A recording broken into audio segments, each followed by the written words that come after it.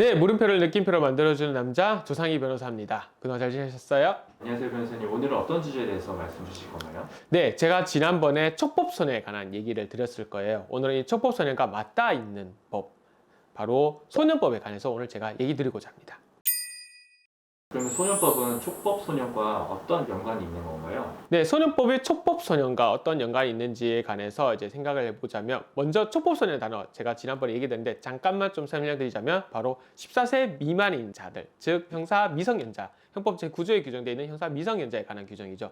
14세 미만이 된 자는 벌하지 아니한다, 처벌하지 않는다, 이걸 촉법소년이라고 얘기를 하는데, 이 촉법소년과 맞닿아 있는 법률이 바로 소년법입니다.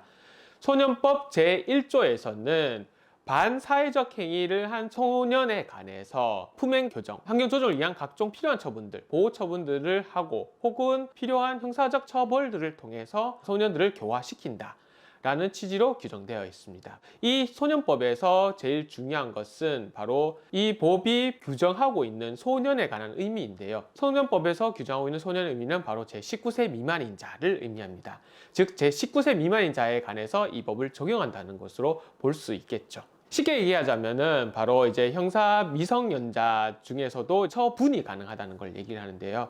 제19세 미만인 자에 관해서 소년법에서 규정하고 있는 각종 처분들, 보호 처분이라든지 부정기형이나 선고들을 이제 할 수 있다는 거. 이것을 지방법원 혹은 가정법원에 있는 형사부 재판부가 아니라 소년부 재판부에서 소년부 판사가 직접 이들에 관해서 판단을 하고 각종 적절한 보호 처분 혹은 이제 부정기형 등을 선고할 수 있다. 이렇게 보시면 될 것 같습니다.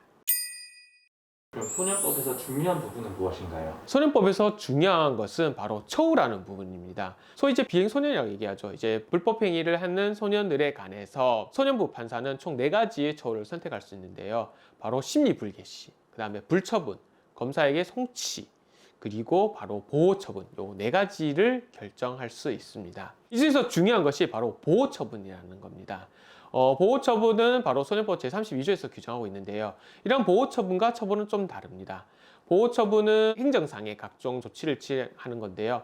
뭐 각종 수감명령이라든지 보호관찰관의 이제 보호처분이라든지 단기형의 이제 소녀원 수감된다든지 이러한 것들을 얘기를 하는데요. 이러한 것은 형법상에 규정되어 있는 징역형 선고라든지 벌금형 선고하고는 다른 부분입니다. 형사상의 이제 형법적으로 처벌하는 것이 아니라 행정적으로 처분을 하는 것을 이제 말하는데요. 소위 이제 1호 처분, 2호 처분, 3호 처분 뭐 등등 해서 뭐 15 처분까지 있는데, 이런 처분에 관해서 구체적인 내용은 추후에 이제 별도로 표를 통해서 알려드릴 거고요. 이런 보호 처분을 할 수 있다는 점이 일단은 소년법의 가장 큰 첫 번째 특징이고요. 바로 두 번째 특징 중 하나는 바로 부정기형 선고입니다.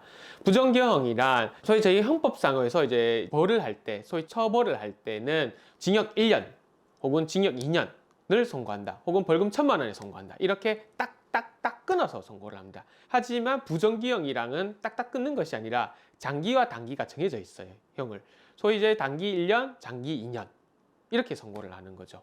단기 1년, 장기 2년에 처한다, 뭐 이렇게 선고를 하거든요.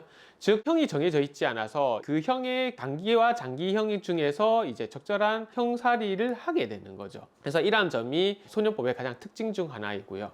이런 소년법과 관련해서 이제 주로 판례는 바로 부정기형의 선고를 했는 경우, 소위 이제 1심에서 부정기형을 선고했는 경우에 항소심에 올라가서 성현이 된 경우에 어떻게 하는 것이냐, 어떻게 해야 되는가에 관해서 판례인데요. 판례는 크게 2가지입니다. 첫 번째는 바로 정기형을 선고해야 된다는 것이 첫 번째고요. 즉 1심에서 부정기형을 선고했더라도 2심에서 성현이 됐으면은 정기형을 선고해야 된다.